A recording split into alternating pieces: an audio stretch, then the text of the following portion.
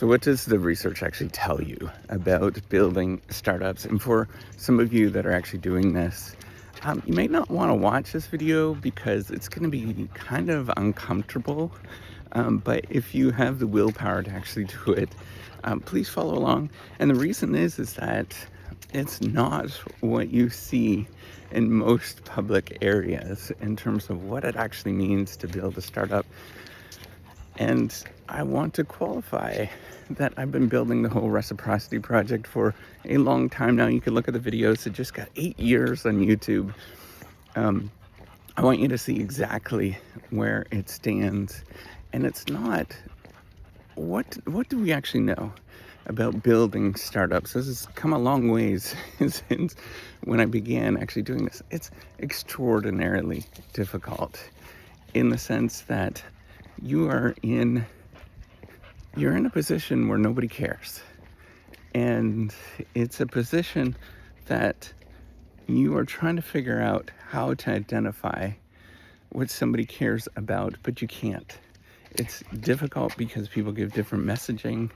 People don't tell you the truth.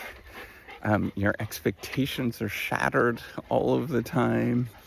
That people will say one thing and mean the other. But most of the time, and I'm not saying like that's a deviant thing, they're trying to be nice. They're trying to be helpful. They don't want to hurt your feelings. But most of the time, what ends up happening is nothing. And most of the time, you are facing a battle against yourself. You're thinking in your head that I'm never good enough. You're thinking that, am I the only one that's experiencing this? You're thinking that I'm really pathetic with what I'm actually doing. And this is really the story of what it means to build something. It's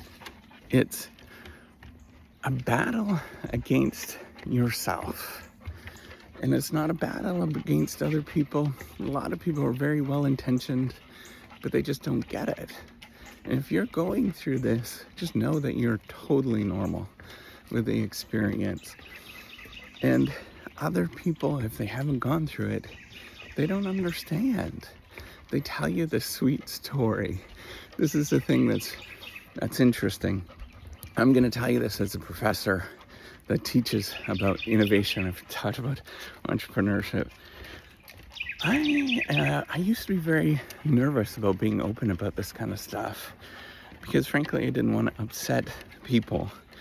But over time I've learned to push people to be more awkward and to feel this awkward feeling of what it means, because this is the central reason why people actually don't do anything, is they're afraid of what other people are going to say. They get up, they do it once, they think, oh, I'm going to do this. They do it once, and then nothing happens, and they quit. Or they do it 10 times, nothing happens, and then they quit. Or they do it 1,000 times, and they realize people are starting to make fun of them because it's not working, and they've done it for 1,000 times, and they quit. All of these stories are so real. Every time I will ask students, or I'll talk to people, I'll say, how come you didn't do it? They'll say, I want to become an entrepreneur. They'll say, how come you're not doing it right now? And the story is always the same. I don't have enough of this, or I don't have enough of that. But when you do it, you have to get up and be willing to do things that are awkward all of the time, and realizing you never really have enough.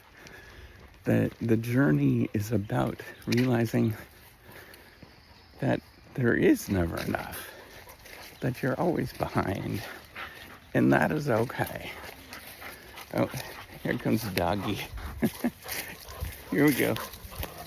Hey. Hi. Sorry, Dave. That's okay. That's okay.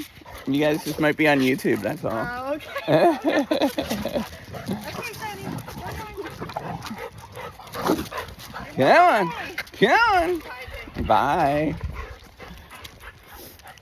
But it's never, you never have enough. And you always feel like you're not good enough in the process. And that's the challenging thing when you're doing anything that's entrepreneurial, is realizing that you never have enough resources. You never feel like you should be doing it. And you have to get up and figure out how to do it and feel comfortable with doing it, even though you have those weird feelings inside. I think it's important to realize that the entrepreneurial journey is not about knowing what to do or having the right answers or knowing the right next steps, but it's about getting up when you feel awkward and weird doing it. And as you get practice doing that, you get a little better at it, not that better. You just get more comfortable with the awkwardness of it. And the journey is about realizing that there is never a right way. That you're always stuck. And that you never feel like you have enough resources. But you get back up and you do it again, one more day.